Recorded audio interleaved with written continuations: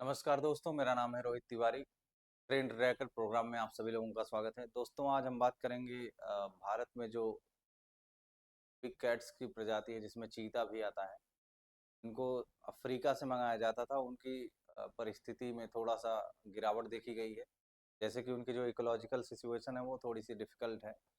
तो उसके बारे में आज बातचीत करेंगे कि हमने जो चीता अफ्रीका से मंगवाया था उसमें क्या-क्या समस्याएँ आ सकती हैं? जैसे उसमें क्या एक दिक्कत आ रही है कि उनका जब उनका हैबिटाट चेंज हो रहा है तो उससे उनके जो अ, जीवित रहने के जो संभावनाएँ हैं उसमें थोड़ी-सी गिरावट देखी जा रही है और ये अपने आप में एक बड़ी समस्या है।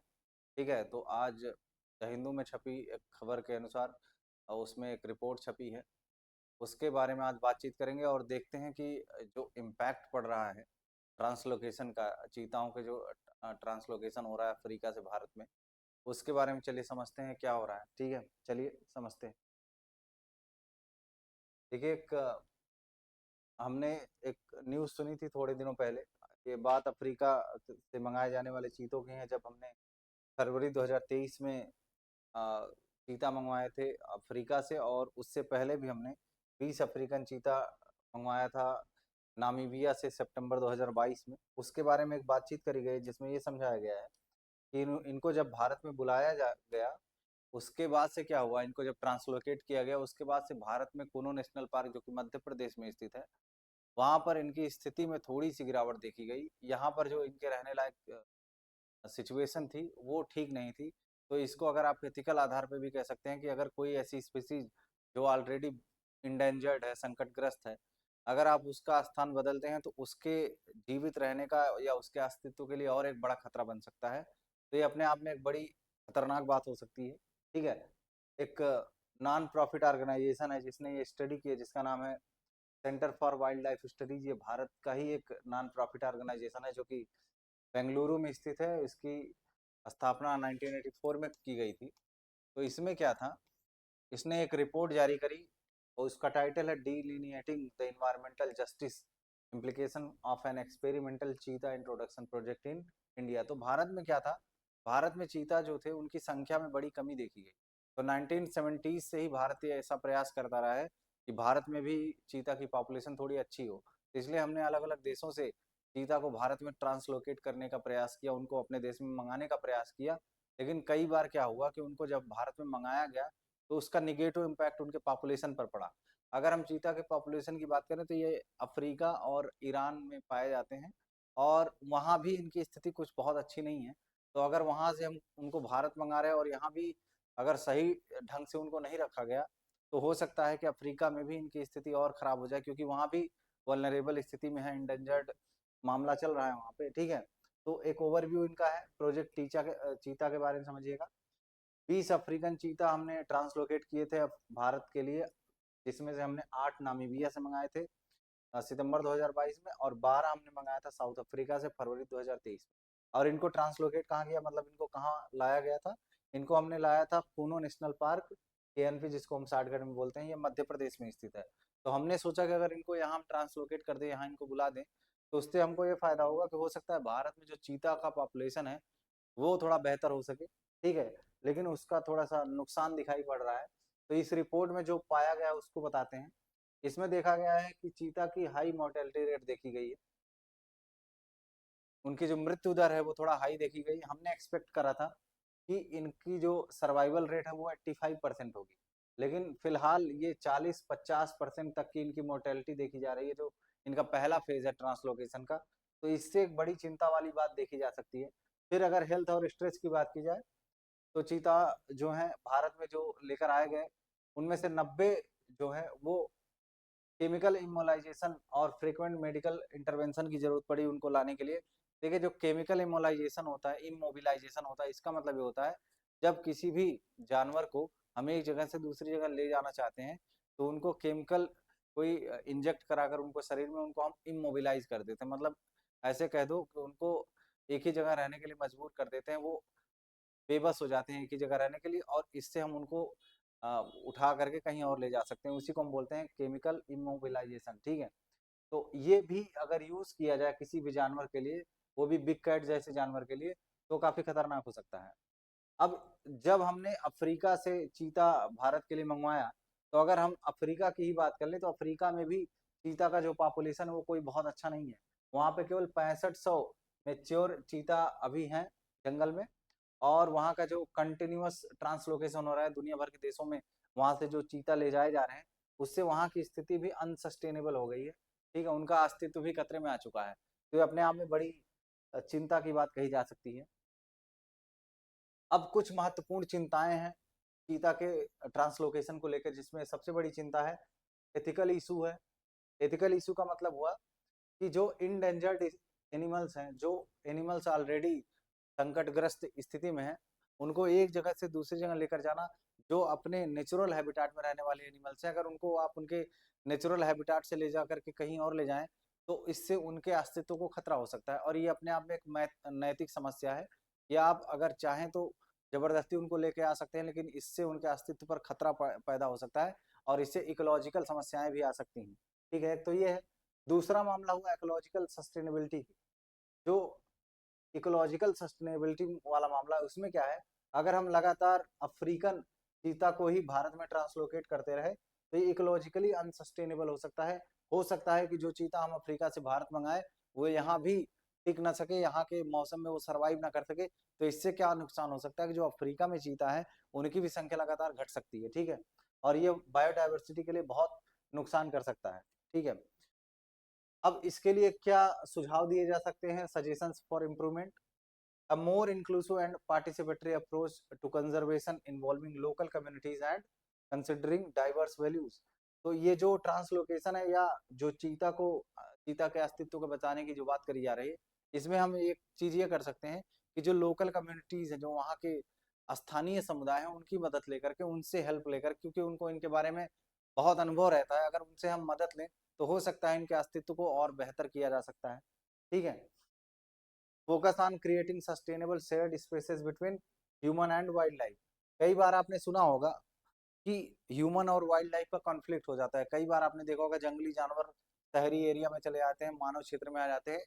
उसको मैं आपको बताऊं तो उसका सबसे बड़ा जो कारण है, उसका सबसे बड़ा कारण ह्यूमन है, क्योंकि ह्यूमन ही नेचर को ज्यादा उसमें हस्तक्षेप करता रहता है, और लगातार जो जंगली जानवर हैं उनके करीब हम पहुंचते जा रहे हैं, तो वो अपना जो उनका आवास है, वो आवास लगातार छोटा होता जा रहा है, जिससे ह्यूमन और एनिमल के बीच का जो वाइल्ड एनिमल के बीच का जो कॉन्फ्लिक्ट है वो कंटिन्यूअसली बढ़ रहा है। इस कॉन्फ्लिक्ट को हमको कम करना पड़ेगा। ये जो समस्या उत्पन्न हो रही है आगे चलकर बायोडाइवर्सिटी के लिए एक बड़ा प्रॉब्लम कर सकती है। ठीक है, अब decision should respect local consent and diverse perspective. जो भी निर्णय लिए जाए सरकार के द्वारा ऐसे ऐसे काम करने के, ट्रांसलोकेशन के, इसके लिए हमको वहाँ के जो स्थानीय जनजाति या स्थानीय समुदाय, उनसे एक बार जरूर सहमति ली जाए, क्योंकि उनको अच्छे से पता है कि कौन सा जानवर, उसको किस तरीके से रखा जाए उसके नेचुरल हैबिटाट में, तो वो उसका अस्तित्व बना रह सकता है। और आज तक जब से भारत में इस तरीके का काम शुरू हुआ, आप देखेंगे कि जितने भी जनजातीय क्षेत्र हैं, उस जनजातीय क्षेत्रों में वहाँ के जो लोकल समुदाय हैं, उन्होंने प्रकृति की रक्षा करी है। वहाँ के जो जंगली जानवर हैं उनको भी उन्होंने बचा कर रखा है। तो इससे हम ये सीख सकते हैं कि आखिर वो ऐसा क्या करते हैं, उनकी ऐसी क्या टेक्निक्स है जिसकी वजह से उनके आसपास के जो जानवर हैं, जो वाइल्ड लाइफ एनिमल्स हैं, वो बचे रह गए, और हम आखिर क्या कर रहे हैं जिसकी वजह से उनके अस्तित्व को इतना खतरा आ चुका है। ठीक है, अब थोड़ा सा समझते हैं centre for wild life studies, जो कि 1984 में स्थापित किया गया था, और इसका जो हेड क्वार्टर है वो बेंगलुरु में है। आइए समझते हैं इसका काम क्या है। ये एक्चुअली फोकस करता है, ये इंडिया का ही एक नॉन प्रॉफिट ऑर्गेनाइजेशन है। दोस्तों, नॉन प्रॉफिट ऑर्गेनाइजेशन वो ऑर्गेनाइजेशन होते हैं जो जनता के कल्याण के लिए काम करते हैं, जो बिना प्रॉफिट के काम करते हैं, और ये सरकार के साथ मिलकर के काम करते हैं। तो ऐसे ऑर्गेनाइजेशन को हम बोलते हैं non profit organisation.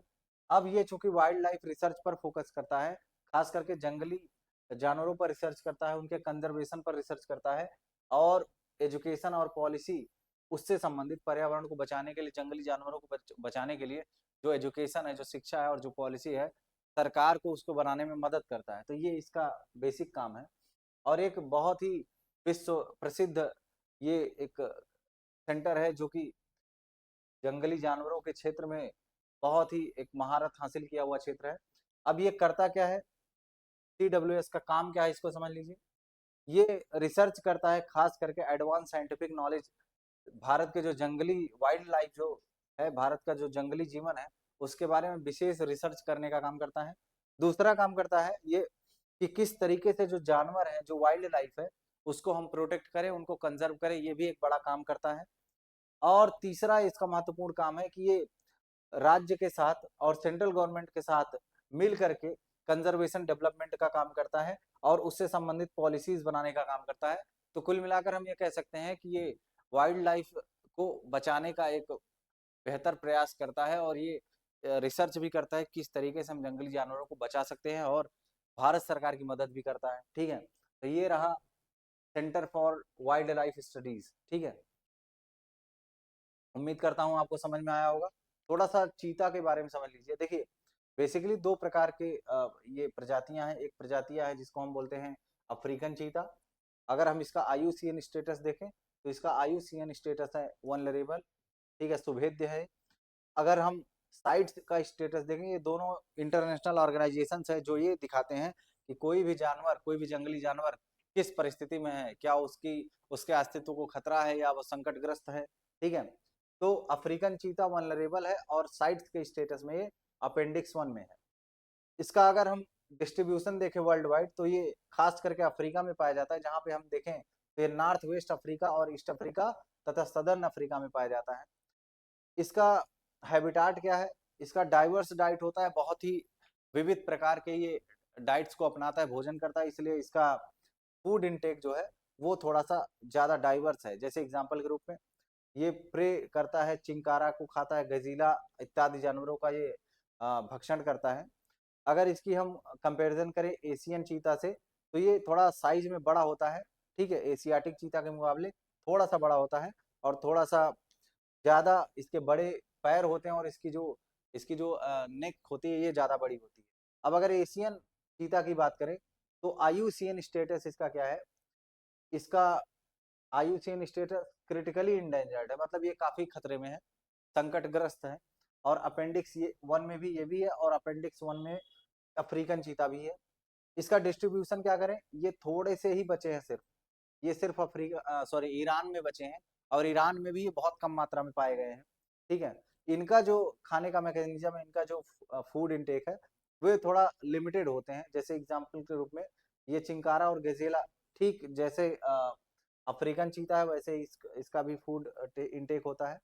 Slightly smaller and slender, मतलब कि जो अफ्रीकन चीता है उसके मुकाबले एशियन चीता थोड़ा सा पतला होता है और थोड़ा सा उसकी गर्दन जो है वो छोटी होती है। ठीक है, और आप चित्र देख पा रहे होंगे, ये अफ्रीकन चीता है और ये एशियन चीता है और एक ये भी एक चीते का ही चित्र है। ठीक है, तो उम्मीद करता हूँ आज का ये प्रोग्राम आपको पसंद आया होगा। जो ट्रांसलोकेशन हुआ है भारत में खास करके अफ्रीकन चीतों का, वो थोड़ा सा खतरे में है क्योंकि यहाँ पर जो उनकी सर्वाइवल रेट है वो हमने एक्सपेक्ट किया था वो 85% के करीब होगी, लेकिन उसका सर्वाइवल रेट थोड़ा कम है। तो ये एक चिंताजनक बात हो सकती है। तो भारत सरकार को इस क्षेत्र में थोड़ा सा और स्ट्रेटजी बना करके, थोड़ा वाइड अप्रोच बना करके और अच्छा काम करना पड़ेगा। थैंक यू वेरी मच आज के लिए। और शिवराधे हाइट्स अकेडमी अपनी तरफ से prelim cum mains batches launch कर रही है 2025, 26, 27 के लिए। अगर आप इनरोल करना चाहते हैं तो नीचे दिए गए नंबरों पर एक बार संपर्क कर सकते हैं और आपको अधिक जानकारी मिल सकती है। खास करके दिल्ली के शिक्षक आपके अपने आजमगढ़ में आपको मिलेंगे, जिससे कि आप यूपीएससी और सिविल सर्विसेज में तैयारी को पुख्ता कर सकते हैं। आज के लिए बस इतना ही। Thank you very much.